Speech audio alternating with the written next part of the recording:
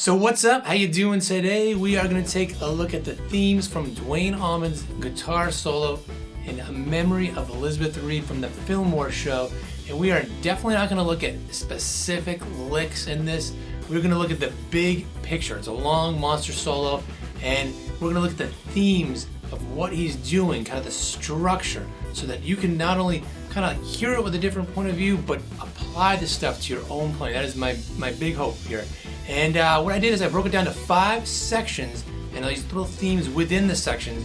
I played along with a backing track that I've made, not playing note for note at all what he's doing, but just kind of capturing the ideas and the essence of what he's doing, the strategy.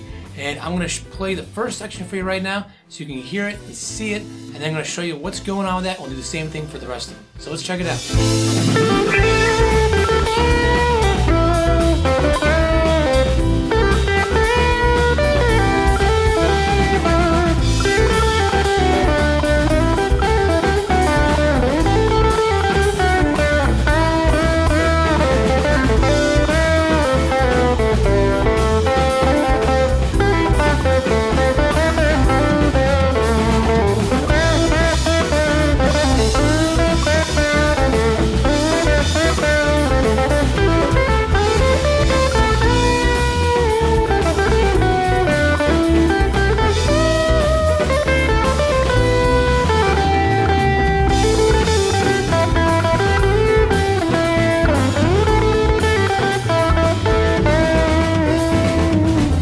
So he starts off up here, right on an A, and just bending that. That's just his original kind of theme, right? That he lays out, and for a little while, he's got basically 4 bars of a theme. He elaborates on it as a new theme. He elaborates, and he keeps doing this through kind of most of the first section, and then he'll start to expand in different ways beyond that, as we'll see.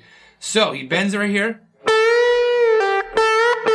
and he's messing around with that, going down a little bit, But again, we're not too worried about the exact thing he's doing. Just know he's playing around overall with an A Dorian scale, and he's also playing just A minor pentatonic quite a bit. The blues notes thrown in there. Sometimes he'll throw in the major 7th to give it this more exotic sound. Things like that. But that's mostly what he's focused on for the note choices. So he's toying around with that, right? And then the embellishing part, the elaboration, he's now going.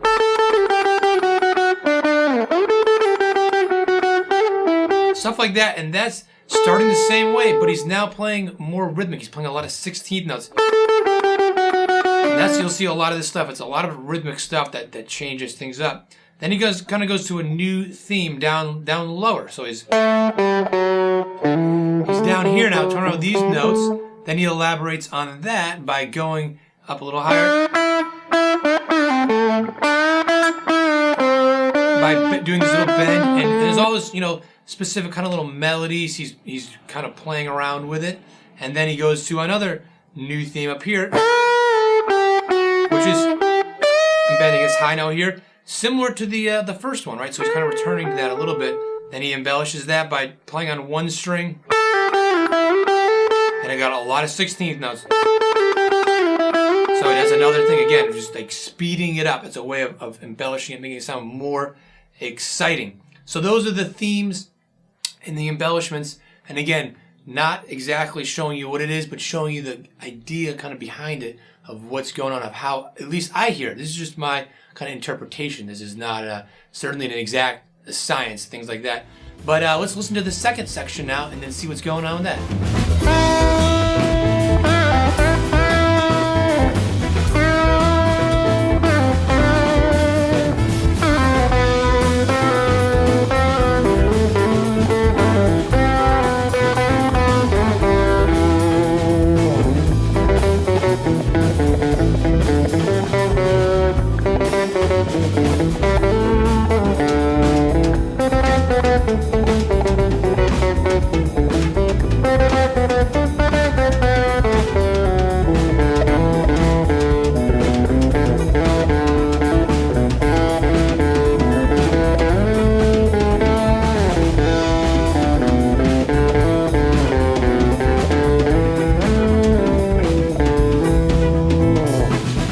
here I call this kind of a new section because the mood is changing. He's slowing things down. So he starts off with the theme by going, this big bends, really slows things down. Then he gets to this middle section here where he's going,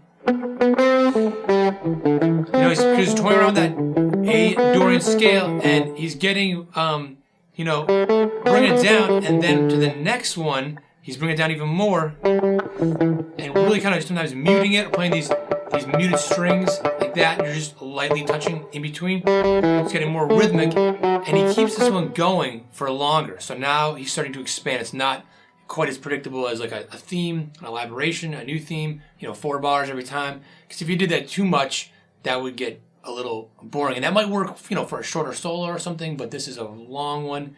He's got to keep it interesting. And of course, you got to keep in mind, I don't think that he really thought this stuff through, of course, while he's playing. This is just me kind of like analyzing it afterwards. But when he's playing, of course, he would just be in the moment, But of course, maybe he did practice and work out these things and ideas of ways of developing, I'm sure, to get this stuff to it's very intuitive. So that's my hope for you too, to get some concepts here that are intuitive. But then he's on the next one, he's now lower, and this is also about twice as long, and he's going right down here. So he's really down, low in this A minor stuff. And he starts sliding up and down. So a lot of this, what they call very legato, smooth playing, one note right into the next type of stuff. Type of thing that he did a lot, and that Derek Trucks has taken to a whole another level, especially with his slide playing. Then he starts to that's the end of it. Then we'll get to the next section. So let's listen to that first, and then we'll check it out.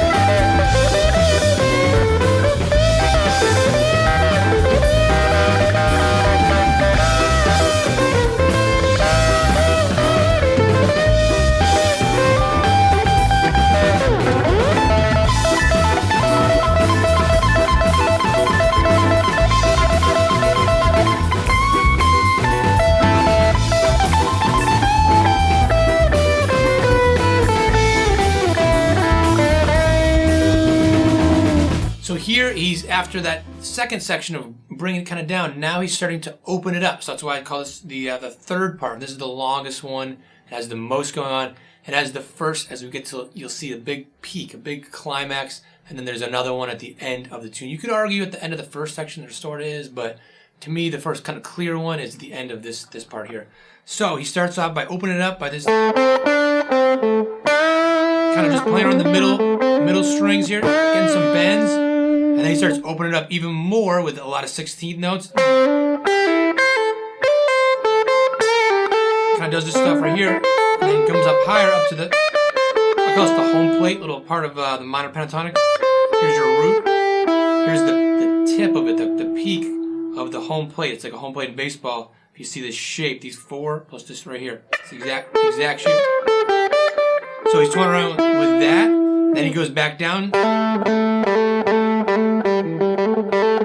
Starts getting very, very, very rhythmic. Kind of like it's getting more repetitious. It's really opening things up, but it's repetitious and it's building tension. And then he goes up here, starts to let loose, and does this right before getting into the big bends. And I should mention too that a lot of times he's got these little themes and it's very repetitious. And the last measure, so it's like the beginning where it was like 4 measures, the last measure very often was something different, and it was a little bit of what the next thing was going to be, the next elaboration or the next new theme. And it's a little bit of a preview, kind of like it's building this tension but you have something, you keep repeating it, is building tension, and then you release it by now doing something different, and it segues into the next thing. Well, so it's not too just like abrupt and jarring. So he does that really well here by going up here, the spot, the minor pentatonic right there, right? And he starts doing it. And then he gets right into it on the next measure of now going, holding this note here, doing these kind of double stop bends, sometimes at the same time, sometimes individually, and pulling up like that, pulling up, and then sometimes playing that note there. So now it's really opened up. Now he's really ripping, you know, and then he takes it even further. But now this is the big peak, the climax, and he has a good little preview. These two notes right here, and I can think of this pentatonic up here, and then he's doing the tweedly, I call it, you know. You know, I come that from Wayne's World, you know, talking about the tweedly. But something that I personally need to work on a lot more myself. I used to never do it, and I'd love hearing when people do it when they do it well, because a lot of, you know, like kind of, you know, beginner improvisers will do it a little too much, thinking that, like, you know, it's flashy and catches people's attention. It does, but, you know, it can be tricky to actually pull it off, to do it really well. And that's something I'm working on myself, because you gotta really get it. If you're doing it, you know, in my performance, it was just a little bit kind of came off, in my opinion. But that's just me being hard on myself, trying to always improve. So that's that tweedly. And that really, you know, that repetition, that high up stuff, that real intensity really, you know, really peaks it out, and that's the climax.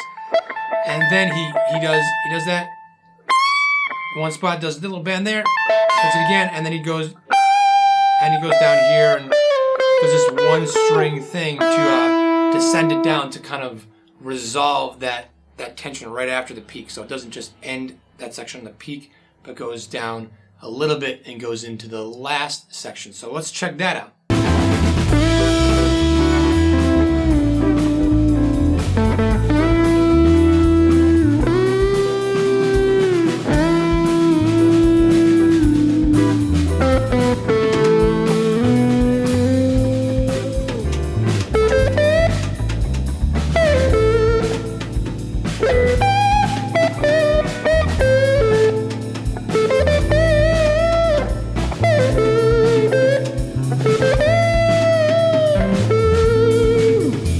So here he's switching it up to the neck pickup, getting a little thicker tone, and then he's starts it off by bringing it down after this, you know, this big peak. Bend right here, just like the second section, bring it down.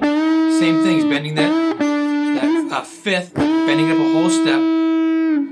I'm sorry, fourth, bending it up to the fifth. Then he goes up here, this little like you know, bluesy thing, as the kind of elaboration, or just not even elaboration. It's the next, you know, kind of theme. So same thing as all that, but he's just playing it, you know, really differently. Right? And that's it with that section. I just wanted to make that one nice and short. Again, I just thought because it was bringing it down, and then the last one, the fifth one, is bringing it back up again. So it felt like to me like another section. So let's give that a listen, and then we'll finish up by checking out what's going on with that.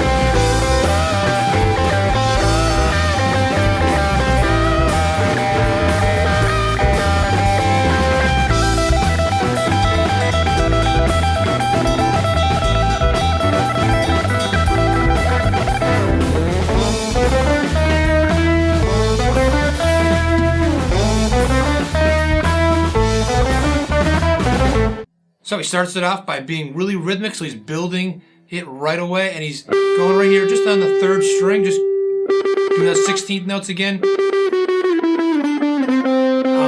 along the A Dorian scale, right? I'm sorry, this note right here. Then he starts the second thing, he's going this. start kind of twiddly a little bit, like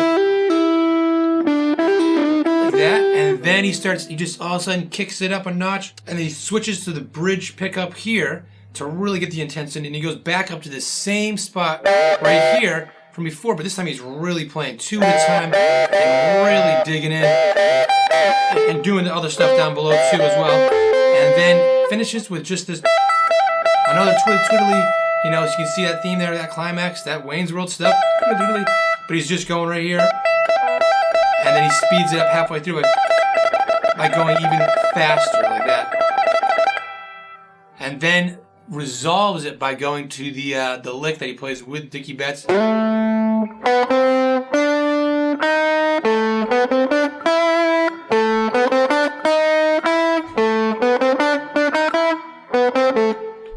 Boom, and into the drum solo, and that's it. So that's a long solo, so much to do. I mean, if you wanted to learn that note for note, that would take probably a long time.